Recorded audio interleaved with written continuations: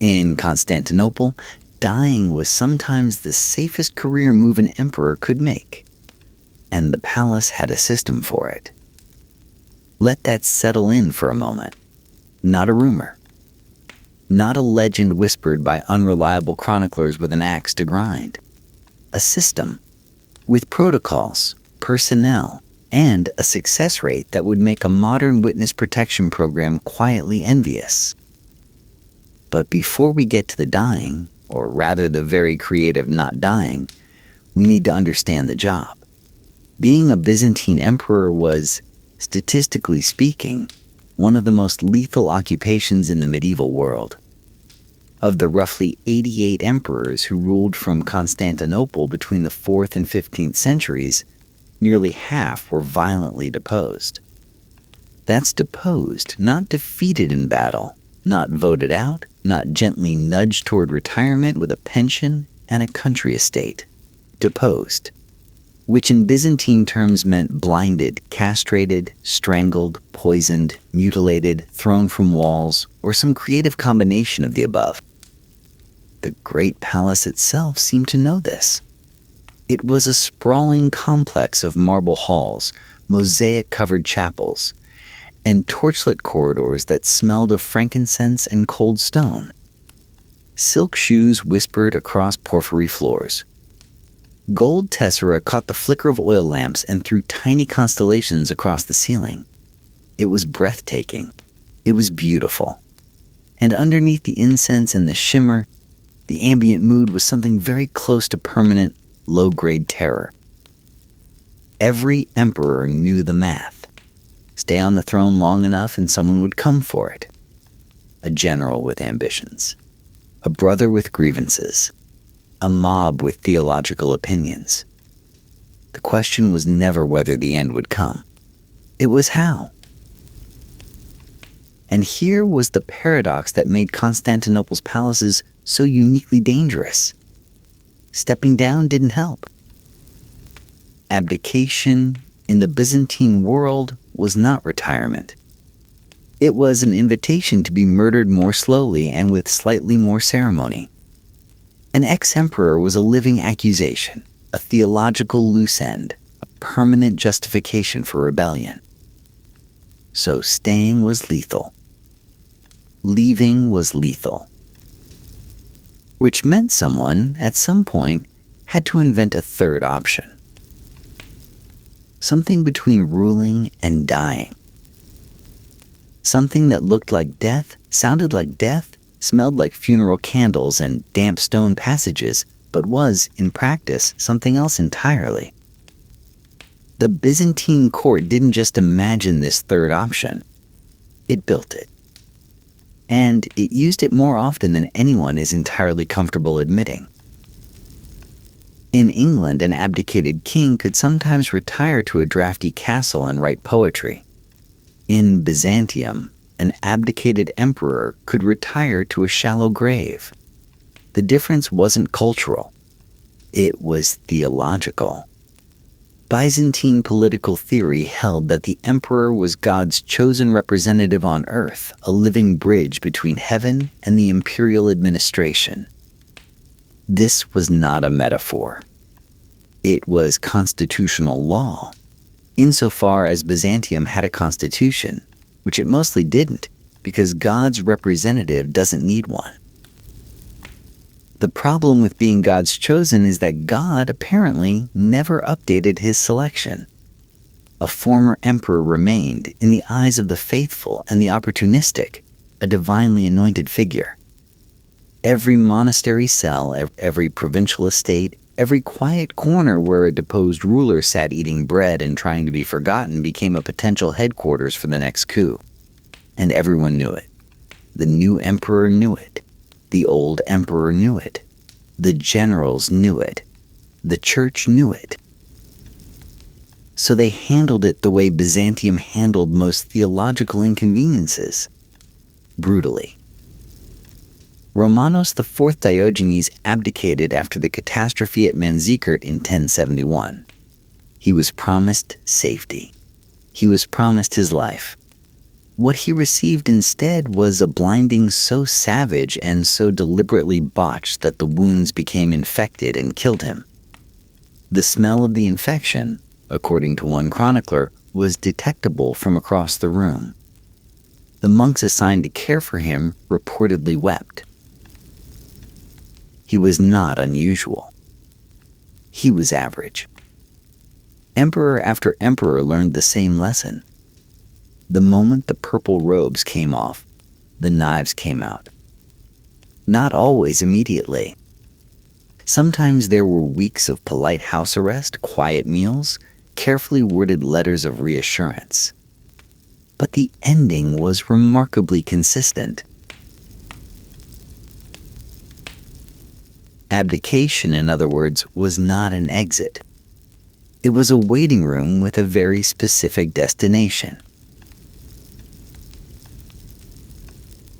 Rational people, faced with rational analysis of these outcomes, started looking for a door that didn't lead where all the other doors led. And somewhere in the incense-heavy corridors of the great palace, surrounded by eunuchs who had survived more regime changes than anyone could count, that door was quietly built. Emperor Zeno died in 491. Or did he? That question has been making historians mildly uncomfortable for over 1,500 years, and the discomfort shows no sign of resolving. Here is what the official record says. Zeno, the Isaurian-born emperor who had survived multiple coups, a usurpation, and the theological equivalent of a bar fight that lasted his entire reign, died of dysentery. His body was sealed in a sarcophagus with unusual speed. The tomb was closed, and his widow, Empress Ariadne, moved to install a successor with a political smoothness that would be impressive even by modern standards. Within days, Anastasius was on the throne. The transition was clean. Suspiciously, almost unnervingly clean. The rumors started almost immediately. Some said Zeno had been entombed alive, that his screams could be heard through the stone, that Ariadne had been asked to open the sarcophagus and refused. The image is horrifying and has survived in the popular imagination for centuries. But there is another possibility, one that the sealed tomb and the rapid succession and Ariadne's preternatural calm all point toward with quiet insistence. What if the tomb was sealed so quickly not to trap a living man inside, but because there was no body to examine? What if the burial was theater, the mourning was real, but its object was fictional, and the transition was smooth because every relevant party had rehearsed? This cannot be proven. The sources are fragmentary, biased, and written decades or centuries after the fact. But what can be observed is the pattern, the speed, the sealed container, the widow who moved not with grief, but with choreography. These are not the hallmarks of a sudden death. These are the hallmarks of a planned one. And if the most powerful bureaucracy in the medieval world could manage a transfer of divine authority in under a week with no civil war, no military uprising, and no inconvenient questions about the body, then someone, somewhere, had written the playbook long before Zeno stopped breathing. Or pretended to. The genius of the system, if genius is the right word for something so fundamentally unnerving, was that the infrastructure already existed. Byzantium didn't need to build a witness protection program. It had one. It just called them monasteries. Byzantine monasteries were not the modest, picturesque retreats of Western European imagination. They were fortified compounds, politically sovereign spaces ringed by thick stone walls and governed by abbots who answered, in theory, only to God and in practice to whoever was writing the largest donation checks. Imperial authority ended at the monastery gate. This was not a loophole. It was a feature enshrined in canon law and defended fiercely by a church that understood the value of having spaces the emperor couldn't touch. They had their own farms, their own workshops, their own infirmaries. Critically, they had their own graveyards. A man could enter a monastery, be tonsured, receive a new name, and vanish into a community of black-robed figures who all looked remarkably similar and who were theologically discouraged from gossip. The walls kept the world out. The silence kept secrets in.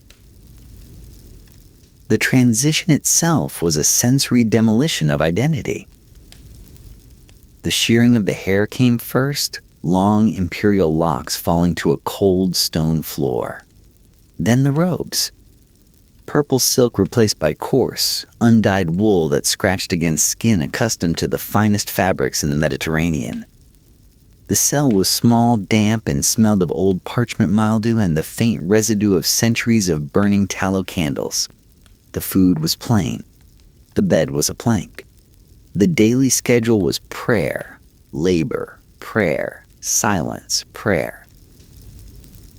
For a man who had been emperor, it was a kind of death.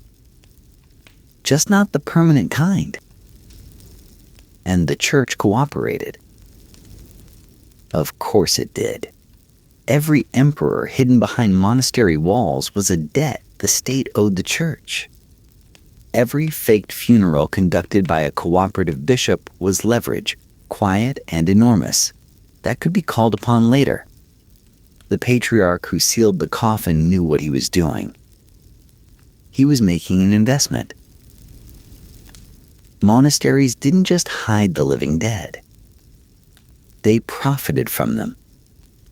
And in a civilization that ran on complex webs of mutual obligation, that made perfect, terrible sense. A funeral needs a body. Or at least, it needs something that looks enough like a body to satisfy a grieving public that isn't being allowed too close a look. The Byzantine court already maintained body doubles. This wasn't conspiracy. It was standard security protocol. Emperors who appeared at public ceremonies, rode in processions, or stood on balconies waving at crowds were, on certain occasions, not the emperor at all, but a carefully selected look-alike dressed in identical robes and positioned at just the right distance. The practice was known, accepted, and considered reasonable precaution in a city where assassination attempts were practically a spectator sport. Repurposing a body double from a living emperor's security detail to a dead emperor's funeral bier was not a conceptual leap. It was a lateral move. The real artistry belonged to the palace clergy. These were the men who controlled access to the imperial body during the critical lying-in-state period. Those 2 or 3 days between death and burial when the emperor was displayed in a candlelit chapel and the court filed past to pay respects. A cooperative priest could ensure the coffin remained sealed, citing concerns about the manner of death. He could position the body in dim, flickering light, the face covered with a ceremonial cloth, the features softened into ambiguity by shadow and the heavy waxy smoke of dozens of funeral candles. The air in those chapels was thick with beeswax and myrrh, warm and slightly suffocating, designed more for atmosphere than visibility. Outside the chapel walls, the mourning was real. Crowds gathered. Women wailed. Soldiers stood in formation with genuine grief or genuine relief, depending on the emperor. The chanting of the funeral liturgy rolled through the halls of the great palace like slow thunder. None of it was faked. The emotion was authentic. The pageantry was sincere. The only fiction was the thing in the coffin. And remarkably few people needed to know the truth. The empress, the patriarch. A handful of eunuchs chamberlains whose entire careers depended on managing exactly these kinds of transitions. And the new emperor, who received a clean, legitimate succession unstained by the inconvenience of having murdered his predecessor. Perhaps 8 people. Perhaps fewer. In a palace of thousands that was less a conspiracy and more a quiet conversation over wine. Here is where the system developed its most darkly ironic complication. Dead emperors, it turned out, had a troubling habit of not staying invisible. Byzantine history is dotted with pretenders, men who appeared in provincial cities or foreign courts claiming to be emperors who had officially died. The standard historical treatment is straightforward. These were imposters, opportunists exploiting the gullibility of hopeful populations. Case closed. File under fraud and move along. Except some of these cases resist that tidy explanation with stubborn, uncomfortable persistence. Certain pretenders demonstrated knowledge of palace layouts, private rituals, and personal details of court life that would have been extraordinarily difficult to fabricate. Some bore scars consistent with the specific injuries the dead emperor was known to have sustained. Some were recognized immediately and without hesitation by former courtiers, servants, and family members. The usual historian's rebuttal that these recognitions were politically motivated or that the pretenders were well coached works in some cases. In others, it requires more explaining away than the alternative. Consider the possibility, just for a moment, that at least some of these were not imposters at all.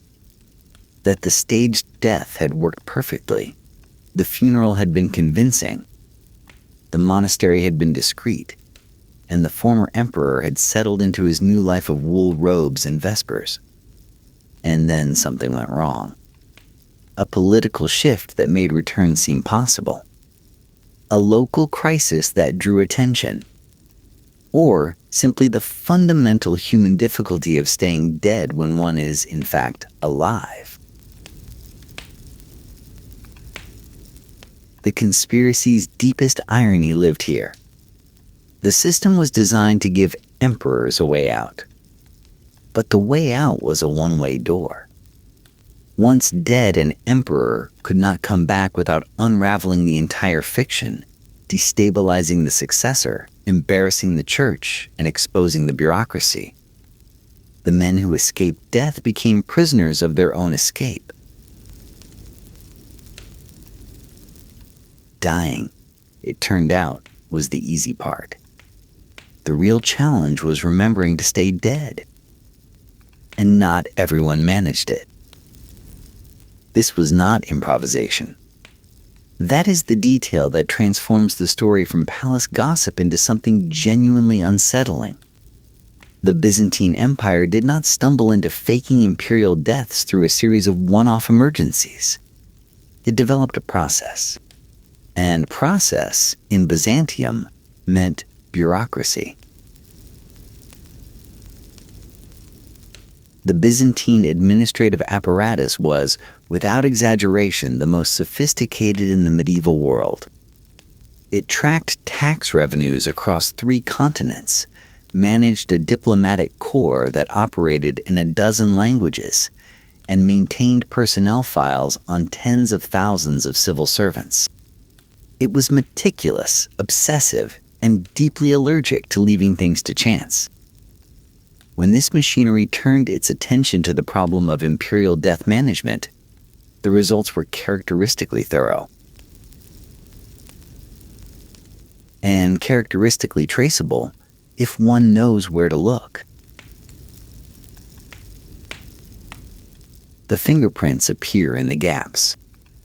Imperial death records from certain reigns are unusually vague, noting the date and cause of death in formulaic language, but omitting the specific details, the witnesses, the burial location confirmations that appear in other records.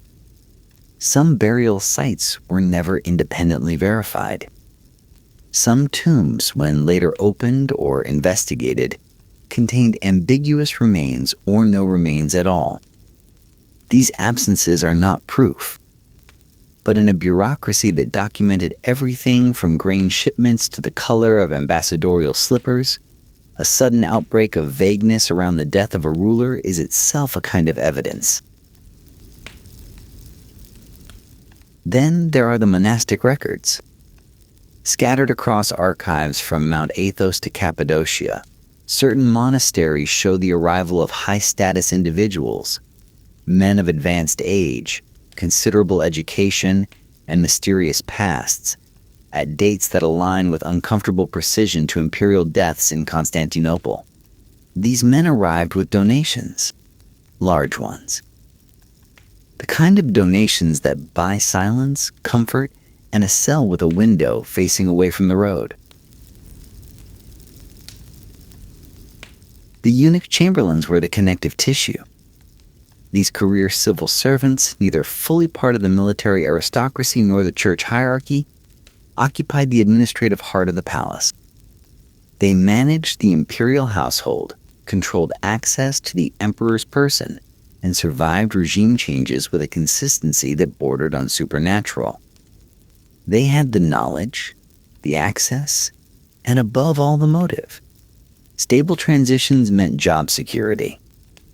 Violent coups meant unemployment or worse. Every successfully staged death was an investment in their own survival. The conspiracy was not a conspiracy at all in the dramatic sense. It was a standard operating procedure, maintained by professionals who understood that the most dangerous moment in any empire is the space between one ruler and the next. The obvious question hangs in the incense-scented air like smoke that won't quite dissipate. Why did everyone go along with it? The answer is disarmingly simple. Because everyone benefited. Start with the emperor himself, the one doing the dying. He got to live. This was not a small benefit. Given the alternatives, blinding, castration, strangulation, or some bespoke combination, breathing quietly in a monastery while eating plain bread and listening to vespers was a spectacular outcome. The wool itched. The food was dull. But the food existed, and so did he, and in the context of Byzantine imperial retirement planning, that qualified as a roaring success. The new emperor benefited next. A clean succession, legitimized by a natural death and a proper funeral, was infinitely preferable to the stain of having seized power through murder. Usurpers could rule, certainly, but they ruled under a cloud, permanently vulnerable to the accusation that God had not chosen them, that their predecessors' blood cried out for justice. A funeral solved this. A funeral was closure, divine and political, sealed with candle wax and liturgical authority. The church benefited enormously. Every emperor hidden behind monastery walls was a secret the patriarch held over the state. Every cooperative funeral was a favor that could be called in. The church accumulated leverage the way other institutions accumulated gold, quietly, steadily, and with an excellent memory for who owed what. The bureaucracy benefited because stability was its oxygen. The eunuch chamberlains, the provincial governors, the tax collectors, and diplomats and military logisticians, all of them needed the gears of administration to keep turning. A staged death with a smooth transition kept the machinery running. A violent coup threw sand into everything. And the public benefited too, in its way. People needed the ritual. They needed the funeral procession, the mourning period. the sense that the divine order had been maintained even as one emperor gave way to another. The crowds who wept outside the palace walls wept sincerely. Their grief was real. It simply happened to be directed at someone who was, at that exact moment, having his hair cut off in a monastery 30 miles away. The only people who suffered were future historians. But nobody in Constantinople was losing sleep over that. Here is the final, quietly devastating truth about the Byzantine Empire. It ran on managed fictions, and the fake deaths were just the most literal example. Imperial legitimacy itself was a performance. The elaborate court ceremonial, the precise hierarchy of titles, the jewel-encrusted robes and gem-studded crowns, all of it existed not because the emperor needed to look impressive at dinner, but because the visual performance of divine authority was the authority. The moment the performance stopped being convincing, the authority evaporated. Byzantine diplomats performed elaborate rituals of gift-giving and protocol that bore no relationship to actual power dynamics but maintained the fiction that Constantinople was still the center of the civilized world, centuries after it had ceased to be. Byzantine theologians maintained doctrinal positions not because they were certain, but because certainty itself was a structural necessity. The faked deaths fit this pattern perfectly. They were not a corruption of the system. They were the system working exactly as designed, a civilization that understood, with a sophistication most modern states still haven't achieved, that the story matters more than the fact, that a convincing funeral is worth more than a real one, that what the public believes happened is, for all practical political purposes, what happened. This should be disturbing. It is also, in a way that settles somewhere between admiration and horror, deeply impressive. Picture a monastery at dusk. The light is amber and fading. Vespers are being sung somewhere inside the compound, the sound drifting through stone corridors that smell of damp wool and old candle smoke. In a small cell near the eastern wall, an old man sits on a wooden bench. His robe is rough, undyed, and too large for a frame that has grown thinner with the years. His hands, which once held a jeweled scepter, are clasped around a wooden prayer rope. Through the narrow window, if he listens carefully, he can hear the bells of Constantinople faintly across the water. He is officially dead. His funeral was beautiful, they tell him. The candles burned for 3 days.